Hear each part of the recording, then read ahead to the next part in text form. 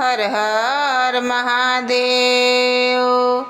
एक बार प्रेम से बोलिए शंकर भगवान की जय हो। भक्त और भगवान की जय। तो देखी दर्शक लोग, रउआ लोग खातिर हमें बड़ा सुंदर एगो सावन स्पेशल शिव चर्चा भजन लेकर के आइल बनी। तो देखी एगो सास पतो बाड़ी, तो पतोहिया कहतिया कि आमा जी हम अब की जल ढारे जाए देवघर, चाहे रुआ केतनो माना करी चाहे रुआ केतनो गारी दी, अब की हम जइबे करे। तो आए रहो लोग के गीत के हम माध्यम से सुनाओ तनी कैसे कहतिया। अब की सावन में टिकट करा के धाके रेला गड़िया हो, देवघरवा जइबो ना। अब की सावन में टिकट करा के धाके रेला गड़िया हो, देवघरवा जइबो ना हो, देवघरवा जइबो ना। सासू देबू के तनो गरिया हो, देवघरवा जइबो ना। सासू के तनो देबू गरिया हो, देवघरवा जइबो ना। देवघरवा जइबो ना हो, देवघरवा जइबो ना। सासू देबू के तनो गरिया हो, देवघरवा जइबो ना। कांवर लेके जाइबे आइबे जल ढार के, कांवर लेके जाइबे आइबे जल ढार के।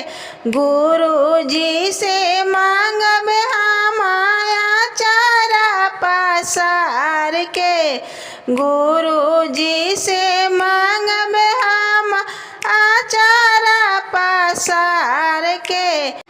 हमके ना चाही तोहर महल अटरिया हो, देवघरवा जइबो ना।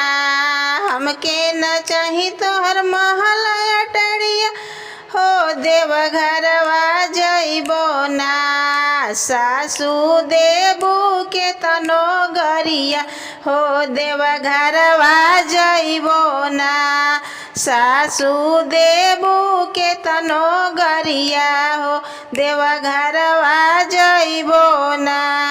नाथो के नाथ हमरे हवे भोले नाथ हो, कहियो न कहियो उतर रखिए माथावा पर हाथ हो।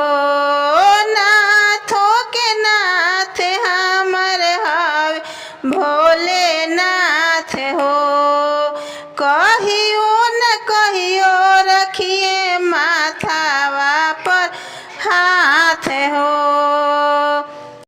नया नया मंगवले बानी किन के गेरुआ सड़िया हो, नया नया मंगवले बानी किन के गेरुआ सड़िया हो, देवघरवा जइबो ना।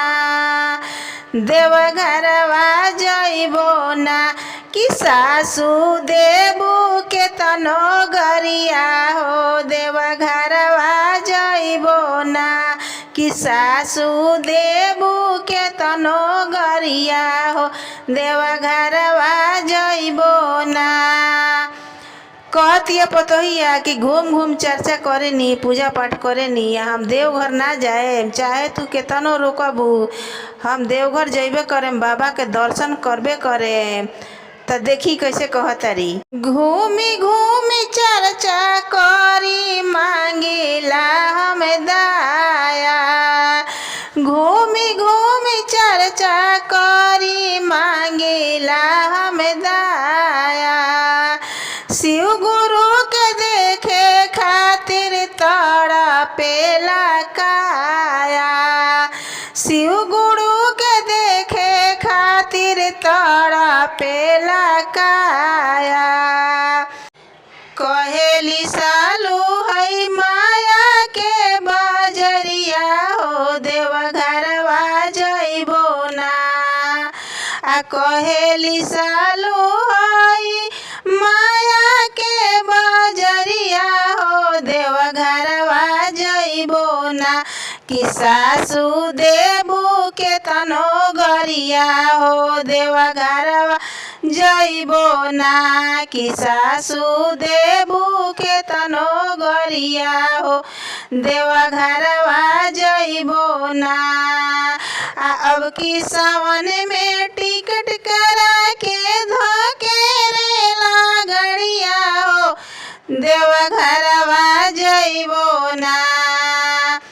अब की सावन में टिकट करा के धोके रेला गड़िया हो देवघरवा जइबो ना कि सासू देबू के तनो गरिया हो देवघरवा जइबो